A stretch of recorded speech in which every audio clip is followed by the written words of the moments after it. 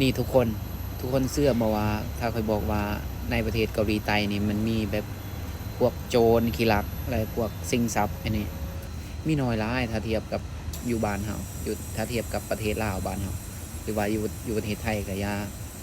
ถือว่าแบบในเกาหลีใต้นี่ถือว่าแบบโอเคเลยจีซับปนซับนี่ครับพวกโจรนะครับพวกโจรเนี่ยถือว่าในเกาหลีใต้นี่ถือว่ารู้สึกว่าแบบปลอดภัยดีนะนี่บ่เสือเดี๋ยวสิพาไปเบิ่งเนี่ย ในหารค้าเนี่ยมันบ่มีคนขายนะแต่ละหารค้าหลายทีหลายบอนนะส่วนหลาย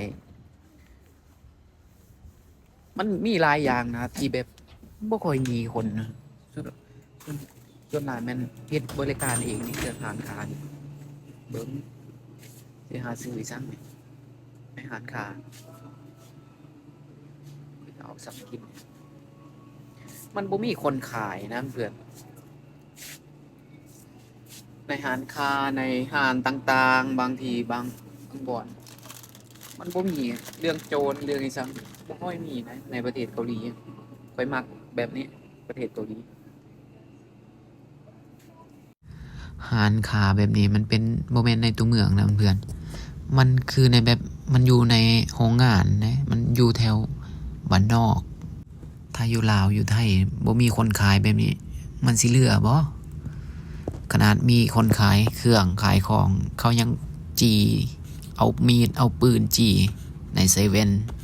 อยู่ในเกาหลีในบางทีมีแบบผู้หญิงขายตอนกลางคืนตอนดึกๆดื่นๆมันก็แบบบ่ต้องยานว่าสิมีคนมาข่มคืนทั้งที่มันอยู่นอกตัวเมืองนะบางบ่อนเนี่ยมันอยู่แบบแถวโรงงานนะคือแบบนี้มันอยู่แถวโรงงานนะทุกอย่างจะบริการเองนะเพื่อน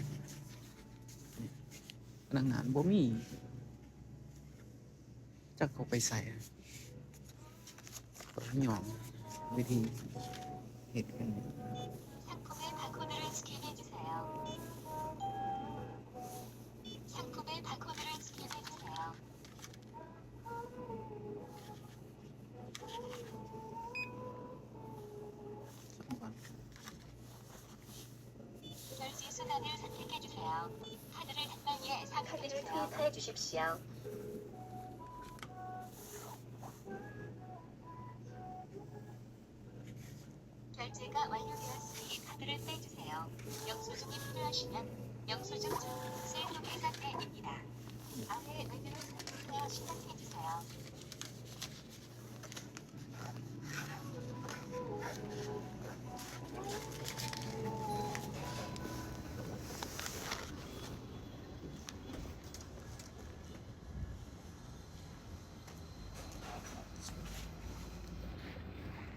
มีเพื่อนๆฮู้บ่ว่าเป็นย้อนอีสังประเทศเกาหลีจึงบ่ค่อยมีขี้ลักขโมยนะจะฮู้บ่เหตุผลที่ประเทศเกาหลีบ่ค่อยมีพวกโจรพวกขี้ลักพวกสิงทรัพย์แบบนี้หนึ่งคือแบบกฎหมายที่นี่นะแบบเขาแบบเข้มงวดกฎหมายเกาหลีเนี่ยเข้มงวดแล้วปฏิบัติจริงจังนะใครเฮ็ดผิดลงโทษอย่างรุนแรงนะบ่มีข้อยกเว้นนะแต่ซองแมนที่นี่แบบการเฝ้าระวังที่ดีเกาหลีใต้นี่ทั่วประเทศนี่กล้องวงจรปิด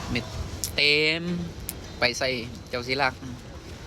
ถ้าเจ้าสิรักนี่เจ้าไปใส่บ่รอดแน่นอนแมน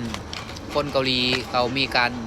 ปลูกพังมาตั้งแต่เด็กว่าให้มีความซื่อสัตย์แล้วก็เคารพทางกฎหมายของบ้านเขาบ่ว่าจะเป็นทหารตำรวจทุกคนประชาชนข้าราชการเขามีความแบบซื่อสัตย์ต่อระเบียบทุกอย่างของอาชีพของเขานะคนเกาหลีสมมุติเขาเก็บของบ่เก็บเครื่องเก็บของตามทางตามถนนอีสังสถานที่สาธารณะส่วนหลายเขาแบบเวลาเขาเก็บปุ๊บแล้วเขาสิส่งเวลาเขาเก็บปุ๊บแล้วเขาสิส่งไปสถานที่ตำรวจหรือว่าสถานที่ใดหนึ่งเพื่อคืนให้เจ้าของนะแมนอยู่ประเทศเกาหลีใต้แมนการหางานก็ง่ายและเงินเดือนก็แบบสมมติว่าอยากได้รถจักรบ่ เฮ็ดเวียกภายใน1 เดือนเดือนกว่าสามารถซื้อได้แล้วมันก็เลยแบบบ่ค่อยมีเหตุผลมันก็แบบเป็นแบบนี้แล้วสมมุติอยากได้โทรศัพท์1 เครื่องบ่ iPhone เฮ็ดเวียกภายใน1 เดือนก็ได้แล้วถ้าอยู่บ้านเฮาดิ